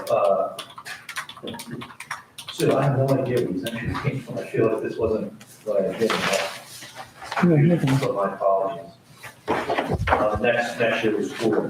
Can you, Mr. DeCarlo, if this is can you just send us the right one tomorrow, or? No, it's the right one, but it's. No, I'm saying if he has an updated one, he's saying he has an updated one. This is the update. This is- Oh. I thought I had deleted all these entries, but the next page is right here. The biggest thing is what, the response involved. Yep, The permit application was submitted to NJDP, via $13,000. Paid to NJDP for initiation of the review process, certified letters of tax properties, within 200 feet of the project, as well as an advertising detailed record of the clerk's office of the project package for public review. By law, New Jersey DP has 90 to 120 days to complete the review. Of course, we're trying our best to expedite that process. My apologies for being a little confused on this. I think the only other thing to tell you that the batting cage projects were done, Sherry and Clark. And PD renovations, you know, that's a process, so we're moving forward with PD first. can you turn on your microphone, Mr.? Okay, sorry. Starting with PDW building first and then moving on to whatever would be next, the ambulance and then the police if ultimately approved. That concludes the project tracker. Again, my apologies. Thank you. One question. Sure, Mr. Coleman. Is Boswell or the town engineer or someone regularly inspecting the area in question on the Squapson Brook, every week, we do documented checks, and that's done by DPW. They make in-person inspections to the 2 exposed manholes. Thank you. Sidewalk recommendation, I had asked, I know Mr. DeCarlo and I and Ms. Kukowski were in some discussions. I'd asked that if our township attorney could give us the recommendations of what is required to make our ordinance in compliance with the ADA requirements, Mr. DeCarlo? I know we had some emails going back and forth between all of us. Yeah, we felt probably best just so the whole council can be brought up at the same time as to where we stand. And I think Ms. Bailey is able to kind of summarize it very quickly as it's going to affect our road programs moving forward, especially our DOT grants and getting our final reimbursement. So I was asked generally whether the township's existing ordinance about on sidewalks in particular would be sufficient in order to pass the cost of, upgrades and improvements to make the sidewalks ADA compliant, often to the abutting and bordering residents in front of those sidewalks. The ordinance, in my opinion, is not, and it is not sufficient to do that and to empower the township to pass that cost off. And generally, there are 2 bodies of law that generally cover assessments, and one, I think we know is the local improvements that allow for assessment of certain improvements undertaken by the municipality that derive a specific benefit. Sidewalks are different, though. Those are governed by a different statute, and the municipality may make these types of repairs and upgrades of the nature that we're talking about here, assuming the cost is a general improvement or assessing all or a portion of the cost to the abutting property owners. But there's a procedure that you need to do. You need to give notice, and you can do that by way of providing a copy of the proposed ordinance to the specific property owners after first reading, but before passage, giving them a right to a public hearing, and that could be presumably on second reading, and giving those specific property owners a right within that notice ordinance, the specific information about what the improvements are, the projected cost, and so forth would be included in there as well. And the residents need to be given the ability to do the work themselves, failing which after 30 days, the township can go forward and do it. And depending upon how the township wants to proceed, passing the entire cost, part of the cost off into these residents, or, treat it as a general improvement, bonded, that's up to the township. So, Mr. Alman, I've sat up here for 6 years, and this topic has come up a billion times, and it came up 24 years ago when I bought my house, and I spent thousands of dollars to have my sidewalks replaced at my own cost because I was told by the town that we own the sidewalks, and it was my responsibility. If I wanted my sidewalks to not have these huge tripping hazards, I had to repair it at my own cost. And Mr. Poller has sat up here for all the years in existence of his 38 years in tenure and said, we don't own sidewalks and it's the responsibility of the homeowners. And that's what we've been told the whole time. So are we saying that that is not the case? That we own the sidewalks, or do the homeowners own the sidewalk? Because we've been always told, and quote me if I'm wrong, I know the 6 years I've been here and the 24 years ago when I asked, hey, can you come fix my sidewalks? I was told it's your problem by somebody else. Well, certainly the township has a right to take that position. I don't know what procedure, you were advised about. I can only give you my opinion as to what the procedure would be in connection with the specific improvement that's been, upgrading for ADA compliance. Well, upgrade for ADA compliance at the corners, I agree, it should be part of the project. But like what Mr. Beckmeyer presented was, hey, I have a tree upheaval in the middle of Calvin Street. The homeowner should be responsible for that tree because we don't own the trees and we don't own the sidewalks. But the ADA portion at the intersections, our municipality has always paid for it on county roads and on all DOT projects. We've always picked up that cost, but only for the portion of the ADA ramp at the corner. So if the homeowner wanted to, say if the homeowner had 100 feet of frontage and 10 feet was in the corner, which incorporated the ADA, the township would fix the ADA ramp. But if he or she wanted to redo the 90 feet, they'd have to do it on their own. So is that a correct statement? Or? Well, two things. As I understand it, Mr. Beckmeyer, in order to certify the project and to complete, the funding process from DOT, it's his belief that the entire length of the sidewalk, not just the apron, needs to be done. So that's where this question comes up. So who's responsible and how do we get there? So if the township, like I said, for this particular expenditure improvement, and I'm not speaking to trees or a sidewalk coming up and lifting up, I think that general ordinance can be improved to cover that. Maybe in practice. Well, I mean, because Mr. Mayor, you have a list, right? Didn't we, I know when I was on the council last time, you had sent out the code enforcement officer to prepare a list by voting districts of sidewalks that needed replacement, and he was supposed to notify the owners, which I thought we did, right, that their sidewalks were not in compliance and they needed to be replaced. Is that a statement? Because I could look back, but I know that's what we did as my previous tenure on council. I do recall that he made us a list. I don't recall if we sent notices out to the property owners. Oh, so we never did. I don't recall for sure. Your first part, I definitely remember getting the list. The second part, I just can't confirm right here. Just don't remember. But but I remember, I'm not going crazy. No.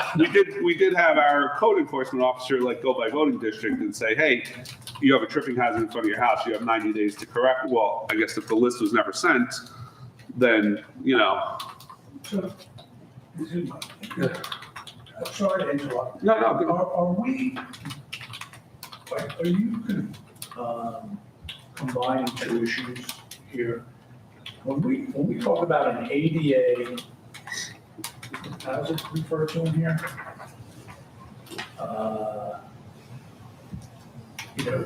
Curb extensions. So on the corner, so I live on Clark. I had a regular curb corner for 20 years that I lived here. And it was decided to pave Clark as part of a the repaving. And before that could be done, they put a curb ramp into the corner. Are we saying that we want the resident to now be responsible for that? No, that was never the case. That was never the case on any project. So like you didn't get charged for that curb ramp, and neither did any of the residents on a DOT or a project that like years ago, we went up and down. I know we just recently redid more on the county roads, but right, the county required us, right, Mr. Mayor? We signed an agreement with our former engineer to do all the curb ramps up and down Washington and Ridgewood Boulevard and Pascack, right? Because Yeah. that was part of our agreement. And we any paid- road that they're paving, we're responsible to do that. But just the curb ramps Right. we did, but not like, so what I was always told is the curb ramps are ours, but the remaining sidewalk, like, I don't have a curb ramp in front of my house. I have, neighbors on both sides. I don't have an intersection. So that 100 feet of sidewalk is mine. And I paid to have it replaced. So we can't arbitrarily now say, like, all the residents, including myself, that have put their sidewalks in for years and years, well, now you're gonna get a free sidewalk. But is this happening because Can of I all take the- a stab at it? Yeah. All I ask for is just give me the time to explain it without interruption. Okay. And I don't say that snotty, it's just, it's gonna take, I need you to sink in. We're not asking, administration is on par with council to not take taxpayer dollars to pay for this. The problem arose is we used to have a different township engineer that didn't have such a strict interpretation of the guidelines set forth by the New Jersey DOT grant. Our new engineer interprets it that it's not just the intersection, the ADA ramps, it's including everything in the middle. The township is responsible for the intersections if there's a sidewalk there. We can use the DOT grant funding to fix that. In order to certify or sign off on that, to where he's comfortable to do it, our township engineer, he believes that everything in the middle of those intersection ramps has to be ADA compliant. So you're absolutely correct, and I don't know if Ms. Bailey has the ordinance there, but it's basically like a sentence and a half or two sentences that says, I'm paraphrasing, the resident responsible for impediments in the sidewalk. So the argument is, what does impediment mean? So we could say it's snow, we could say it's grass, we can even think, we can, and correct me, Ms. Bailey, if I'm wrong, but I think we agreed that we could stretch it even to a root, upheaving it like 6 inches or a foot. The problem is the ADA requirement is like less than half of an inch. So the way I understand it, or something like that, right? So right now, the predicament is, we're due like, let's just say $25,000 for the reimbursement. We got the first big installment's like 75%, we're due that 25%. Our township engineer doesn't feel comfortable signing off on it and sending that to DOT. So right now, it will impede us getting that final reimbursement, say it's $25,000. The bigger picture is, he extends his interpretation to mean any road that is resurfaced by the township. And I believe, Ms. Bailey, we met with you and we provided that document to you. I don't want to speak for you and say you were in agreement with it, but it wasn't off the wall that he had this interpretation. Why it's different between our previous township engineer and this one, I can't tell you. I say this humorously, like, I don't think the idea is to get rid of this township engineer and find one that'll sign off on it. And again, I know no one's suggesting that. So the bigger problem is, if you guys approve 6 roads next year, we're going to have this problem with 6 roads that we're going to have to have this addressed. What I understand is. But there's no sign-offs for those 6 roads because they're being done as just resurfacing. We're just resurfacing. Right, that's the what I'm road. saying. So our township engineer says whether it's a DOT street or not, any township resurfacing program, it's the township's responsibility to make sure it's ADA compliant, not to pay for it, but to make sure it's ADA compliant. And then from what I understand is Ms. Bailey, totally agrees that the township has the enforcement ability to say, you need to shovel your sidewalk. You need to blow the grass off it. You need to fix it because it's uprooted.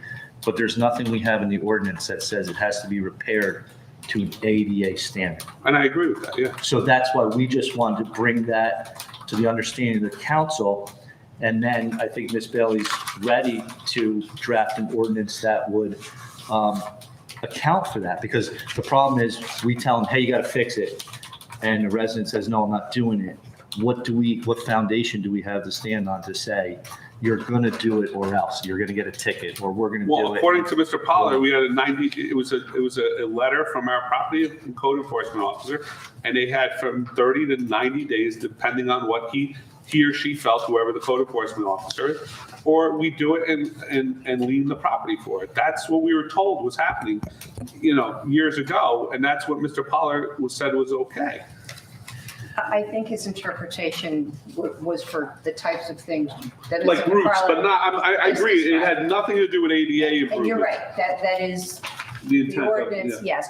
In my view, it could be strengthened a bit and clarified, but in terms of this particular issue, I believe that the statute requires individual ordinances that affect the separate residents where the sidewalks are duplicated.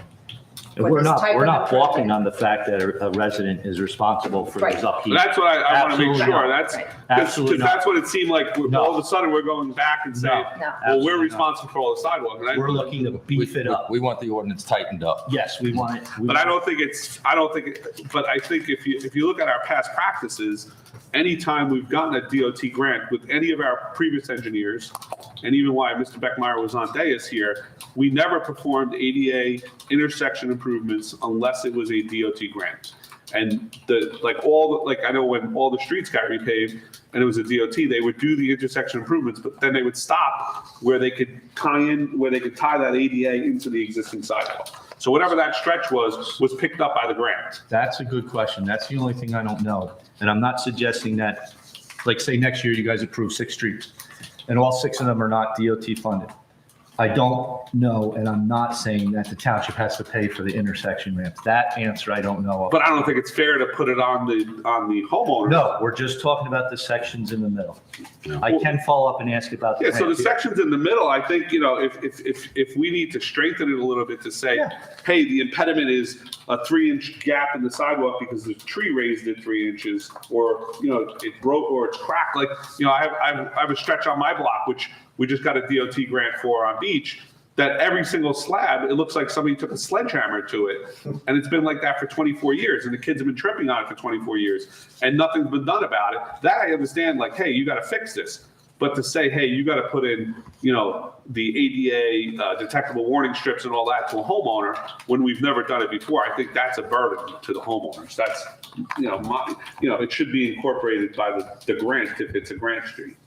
Well, that's true, and here's bizarro world when you think about it. You have roads in town that have no sidewalk, and you're putting one of these ADA compliant ramps to nowhere. Talk about an impediment between cross street to cross street. That's nuts, right? It's my understanding that you don't need them if there's no sidewalk.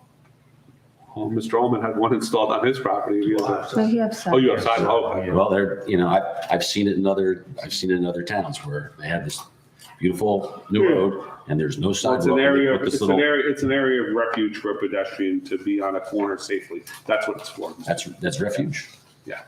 Better run fast, that little 2 square meters of, and it's, how could it be refuge? Because it's cut out. There's no curb, there's really technically a curb, Well, you 6 can inches stand here, on it 6 without inches here. standing. You can stand on it and look at traffic without being in the roadway. That's what's. So can I, Bizarre world. so the corner ramp, are we putting that up for further discussion as to who is responsible should we decide to pave a street? So are we contemplating that because the township has decided to pave a street and there is a corner, that homeowner is responsible for the ramp? I believe that's what's being asked. No, it's the sections in the middle, but that is a good question. I'll find out the answer. So if it's not a DOT street and we're resurfacing it, do we have to put the ADA ramp at the intersections? That answer I don't know. But what he is saying is the sections in the middle, because they're going to have a beautiful ramp at, Clark and Van Emberg, or, there's not really another intersecting street except for Washington and Van Emberg, but, everything in the middle is junk. That's a problem, right? They can get up onto the sidewalk beautifully because it's new, but then it's, crack, snap, or pop. But that's when we need our property code officer to go there and make them replace it. Right, but it has to be replaced to an ADA standard, and that's what Ms. Bailey's saying. We don't have anything to, what are the best words, Ms. Bailey, to say? Like, there's nothing You to don't have the support. power to enforce that. Right. You don't have the power to assess that cost off to the bordering property owner. You need a separate ordinance per I think we need more discussion with Mr. Beckmeyer because right now it says, like, a lot of sidewalks in town are 4 feet wide, right? Yeah. New ADA sidewalks need to be 5 foot wide. So we're not going to put a new 5 foot little piece tying into 4 foot because that makes it even worse. Is that what he's asking us to do? So let's just say there's sections along Beach that we didn't replace during the repaving last year. And all of a sudden now we got to put a 5 foot stretch tying into 4 foot on both sides because that's what the new ADA standards are. Yeah, I don't know that it's that far, but I agree with you. If I would appreciate if we could put it back on the agenda and have him come back in. That'd be great. Because believe me, I did my arguing, not that he was on the deserving end of it, but I'm like, if ADA standards are a half of an inch, I mean, we could go around town and do every sidewalk block. So, Exactly. but yes, I would appreciate that if he could come in and speak on his behalf. Thank you. Can we though, and I'm sorry, because it's just only because I live on a corner, and in theory, if it wasn't done last year, it would impact me in the future. Can we break this question down into two components, the in-between, Yep. for lack of a better term, and the corner? Yes. If the town, in my mind, if the town, whether it's DOT or non-DOT, is doing that work and decides to put in an ADA ramp, I don't believe that burden should fall on the homeowner, That's my agreement. regardless. The space in between Is theirs. is the homeowner's responsibility.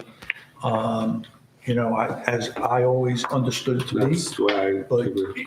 to me, when I think Ms. Bailey mentioned local improvements and reimbursements and passing the upgrades, like when I heard that, what I hear is we're redoing Washington Avenue and there's 50 corners, east and west, and we're asking those 50 homeowners To fix their foot the ramps. bill.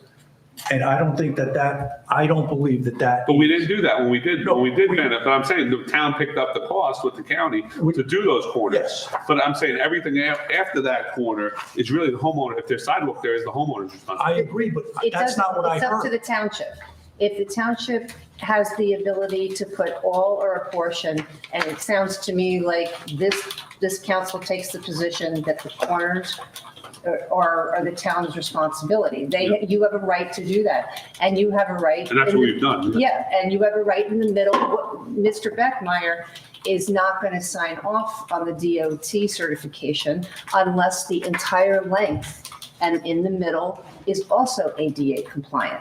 That's the problem. So where do you get how does the township want to handle the cost for that? Do you want to fund it as a general improvement? Do you want to pass it off partially or fully onto to the abutting property owners in the middle? You have the right to decide that, but there has to be a procedure and an ordinance that's compliant with the statute for sidewalk improvements. But I thought we had that discussion with Mr. Beckmeyer that night. We that did. said- We did. We're not asking. She's just giving you a No, total I'm just picture. saying, but that Yeah. night we had a discussion with Mr. Beckmeyer saying anything in the middle is you have Yes. to notify the homeowner and say, hey, you got to fix your sidewalk. Yeah. But And it's an he- ordinance process. It's Yeah. not here you have to fix it. Well, no, This it's doesn't do 4:30. it. Well, No, that would not empower the township to do it, in my opinion. We're not coming back to readdress who's paying for it. I think Ms. Bailey's just giving you a total Yeah. picture Okay. of what the options all are. right, And thank you. as far as what Councilman Ullman says, yes, definitely agree. I'll get that.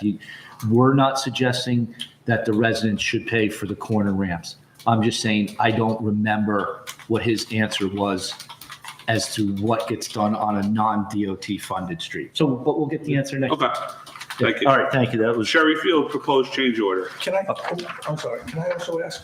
Yeah, Ms. Mullin. Have we looked at any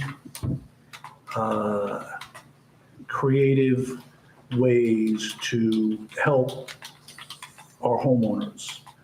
So in terms of paying for these types of expenses, the in-between. So when I lived in River Edge, which is a number of years ago, the town undertook a town-wide sidewalk improvement, and individuals could subscribe to it, and the town undertook the repair, and they placed a tax lien against the homeowner, and I think it was like a 5-year repayment period, to assist with that type of expense. The other thing is things like, I think Pagoda recently just did a townwide sidewalk program, and as part of their program, they have it in their contract that the residents can use the same vendor at the cost negotiated by the town to do their sidewalk replacement. So as part of the bid, they bid for the municipal portion, but it is written into the bid and to the contract that if a resident chooses to replace their sidewalk, it has to be done at that bid price. And the specifications are there, so it sort of alleviates or lifts some of the burden on the homeowner to ensure that, the work is going to be done. It's a reputable contractor and things of that nature. So have we explored any of that? Because it sounds like we're going to be hitting our residents with the hammer on this So one. the answer is yes, and we were actually prepared to do something similar with sending out a letter, and that's when we just put the brakes on it. And, in perfect world, it would have been better if we could get all the concrete work done before the pavement, right? So let's say we get this all figured out and there was 30 properties on Calvin Street, we could potentially have 30 different contractors coming in with who knows what kind of equipment and trucks on our beautiful new pavement. But we just didn't have the time frame to do it. So that's why we said, let's pave it and we'll address this problem with council, moving forward. So what I can say is if we could figure out how to do it, that would be a tremendously easier for us administrative wise, and it'd be tremendously more cost effective for the resident, because if we were doing it as part of our program, the resident wouldn't have to get a road opening permit. They wouldn't have to set up an escrow. They wouldn't have to pay for an engineer to inspect it. They wouldn't have to set up a performance bond, right? There's not all the work of our workers, our employees in the middle. And then we have one contractor doing it for consistency. Plus, just like you said, we're going to get that concrete work at the bidded price as opposed to, Mark DiCarlo's curbing coming and totally, We used to put gouging out, that. so in some of my towns, Mr. DiCarlo, we used to put out a 12-month or a 36-month contract, right? And they would bid on it, right? So the lowest bidder would be awarded the contract. And it was basically a contract for the homeowners. So it would say like, hey, you call up the 5, you put it out to bid and you bring it back and it would say, hey, each square foot of concrete can cost you no more than $25 a square foot. I'm making up numbers, so you're not going to get it that cheap. $25 a square foot for removal and replacement of the cost. And because they are a town-approved vendor, that there is no other cost associated with it, because we're gonna choose the contractor, have his insurance, have everything we would ask, and burden the clerk's office or your office. It wouldn't be a burden, because as long as they use that vendor, they would be guaranteed that price, and they would be guaranteed the work got done at that price. Yeah. And it was just a bid we put out. We do it, like some towns would do it for a 36-month period. Some would like to do it every year because they thought they'd see the numbers dropping. But it depends on the economy. But sometimes it's worth to do every 12 months. But you're locking in the price, and then that vendor, whoever the low bidder is, he or she has the ability to go. When the town sends out a letter, before the letter goes out, they would attach their quote to it. Right.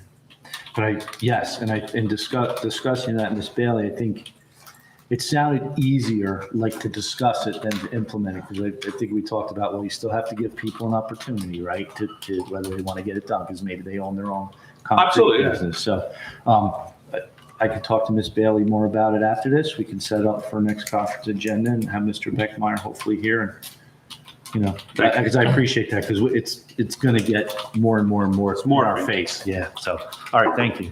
Sherry Field proposal Wait, change. I just have one quick comment. Oh, sure. No, go ahead, Mayor. The only concern I have, and maybe you've seen it in your other towns, is if we recommend a vendor and then that vendor does work that the homeowner does not like or it thinks is substandard, are we on the hook having recommended? No. Okay, good. It's still there.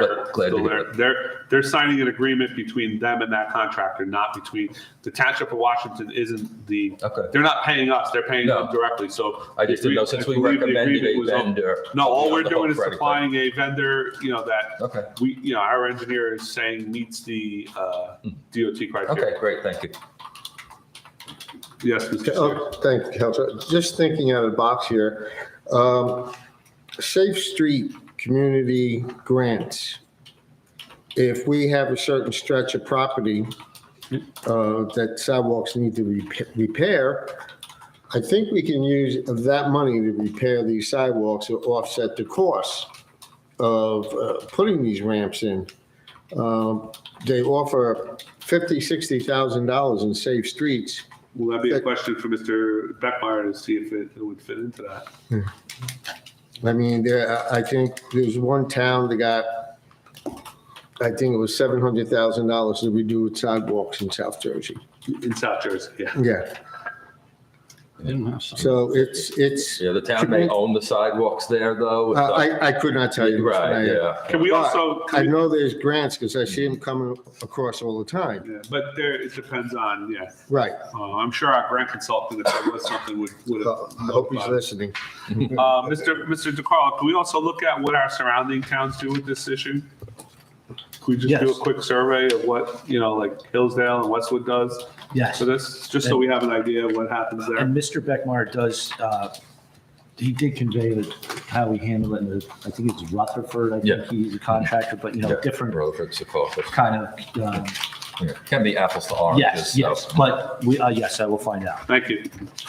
Sherry Field proposal change order. Okay, real easy. I just want to take all the pavement off the table for this year. And the quick reason why is Beckmeyer wants to do a little bit more research because we think actually a good portion of that parking lot can be paved because of the limit in water restrictions. And that first 20 by 20, I think was going to cost us $10,000. In the packet, I gave you a bigger picture of what could be done. That price was going to exceed our 20%. I'm trying to think of how we can say this. Emergency threshold. What is it? The emergency threshold. Yeah, like the 20, we can only Change go. order threshold. Yes, 20% threshold. So at this point, if you don't mind, I'll just back off it. We'll research it, do it right, and then ask for council approval for actual funding Okay. next year, make it a little nicer. But we're still going to do the apron. That'll still be a change order that you guys see. Thank you. Sidewalk recommendations, we just went over on the ordinances and legislation. The lighting ordinance draft, right? You said you brought this up a little bit before. You met with, Yeah, Ms. Bailey provided a couple of referenced local ordinances. I spoke with Ms. Bailey, our code enforcement officer, and then Janine Bendix, who's our court administrator. She's also the court administrator in Saddle River.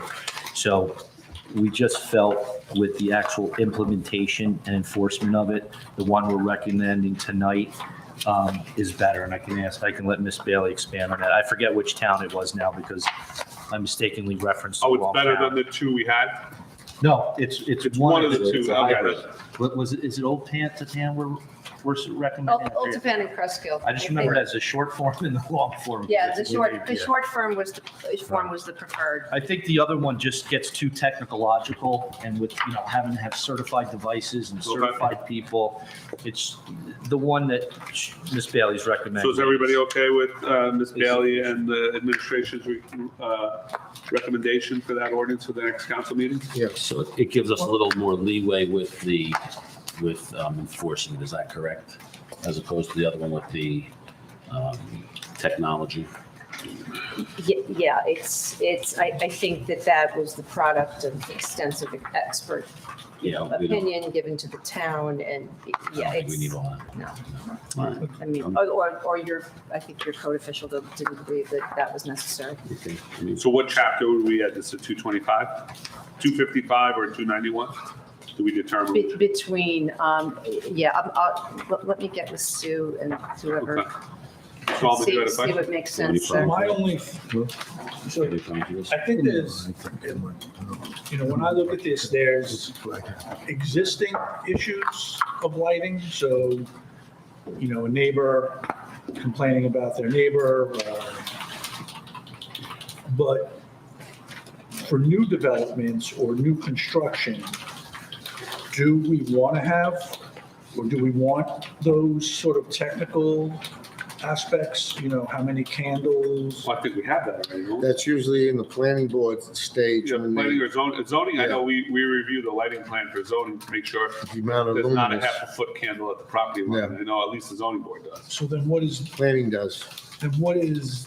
this?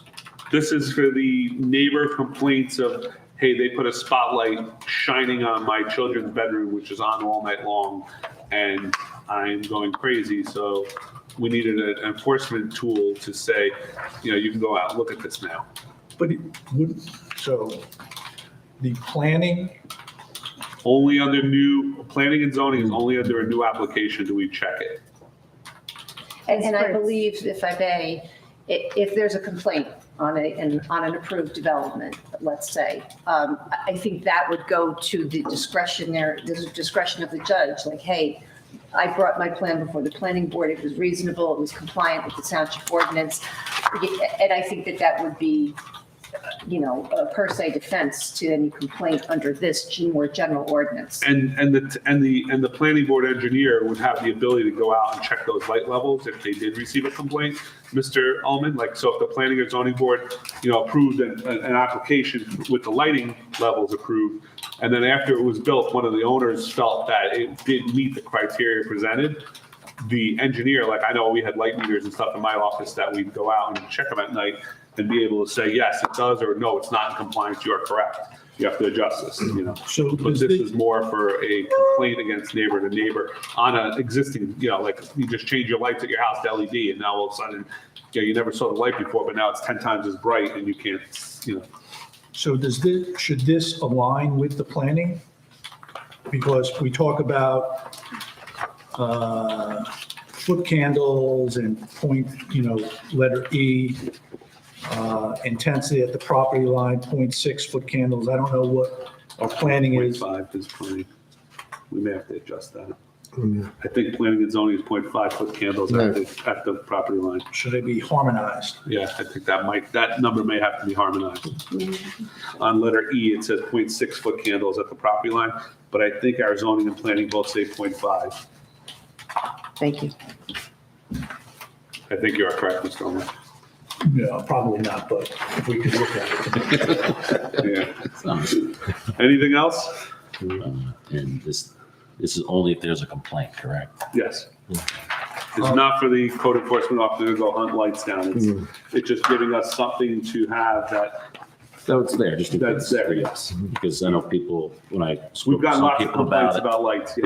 there was some people that were, I brought up at the last meeting, apparently people watch this meeting, and they were concerned about their holiday lights. I said, I don't think it's going to apply to your Christmas lights or whatever it is. So that was a couple of concerns, so.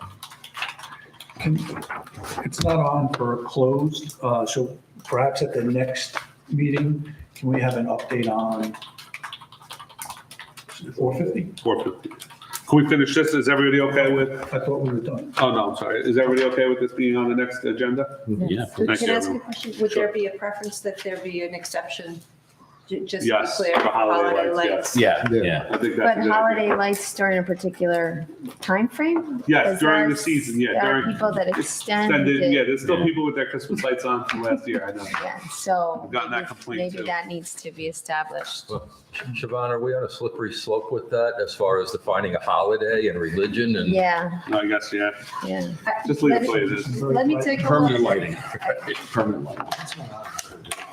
All right, Mr. Allman, you had one final question before we adjourn? No, just, we don't have it on this evening's agenda for a closed session, but if we could, for the next meeting, have an update on 450 contact. 450. And wasn't there also an open litigation with regard to the trees and cutting that property? Wasn't that still in negotiation? On Off of East Madeline, Glen? on Madeline Court. On Madeline Court, has that been resolved, Mr. Mayor, or no? It was a court case. I don't recall if it's come out of the court or not. Do you know? Okay, thank you. Council President, on the miscellaneous? Yes. I may have in 1 second. VFW Post 6192, we've received the highest recommendation from the Department of Defense for our continuous recognition of the Vietnam veterans and the end of the world war. We have received a plaque from the Department of Defense. We are only one of 3 posts that have received this high recommendation from the Department of Defense. If you'd like, I'd be honored to read the plaque at the next meeting. If you could bring I it in. will bring it. Can we put that Thank on you. the agenda for the next meeting? I'd Thank be you. honored to read it for you guys. Thank you. Any other things before we adjourn? Motion to adjourn? So moved. Second? All in favor? Second. Aye. Aye. Thank you, everyone.